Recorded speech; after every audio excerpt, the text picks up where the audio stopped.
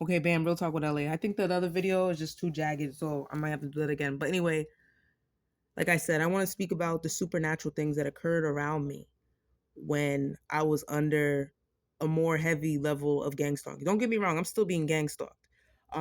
Even currently in the New York City, what do you call this? Shelter that I'm, in. Like I said, US vet, 100% service connected disabled. I said the little 100% service connected disabled. So, and again, like I said, honorably that I served for my DD 214. When I was in Missouri, which was the second place I went to, I feel like the first supernatural thing I saw did not occur necessarily in Chicago, Illinois, which is where I went to, but I ended up having to leave. I give or take 2 months after. I found recording and all types of stuff but we're not going to get involved in that. So I left out of there and I went to a few other, but I realized Illinois just wasn't it. So I left Illinois. But before I was trying to leave Illinois, like I said, my phone was hacked and everything like that. These people cut my phone off. I had no GPS whatsoever. Plenty of money. No GPS. Car. So anyway, it could have been worse.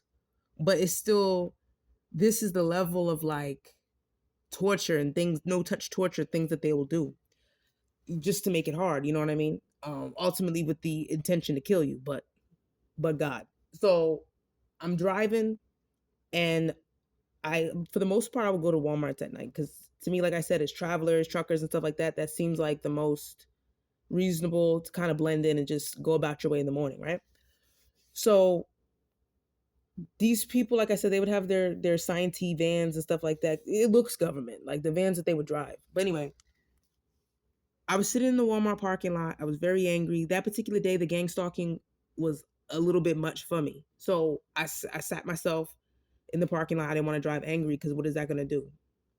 Potentially cause an accident, maybe ignite more road rage, because so I just basically told myself, take a time out, breathe before you go driving again.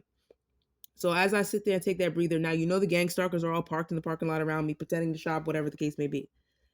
Kind of like this nana nana boo boo. There's nothing you could do about it. You can't tell nobody. So in my mind, I'm like, and I believe in the Most High God and stuff like that. I'm not a Christian. I don't claim any religious denomination, but I am very spiritual. So I'm sitting there and I'm just angry. And in my head, I'm like, they're really sitting there saying I can't do shit about what they're doing to me. So I sit there, I'm angry. And then something comes over me hot. And then I go, cool. And then a car blows up behind me, literally in 3 seconds.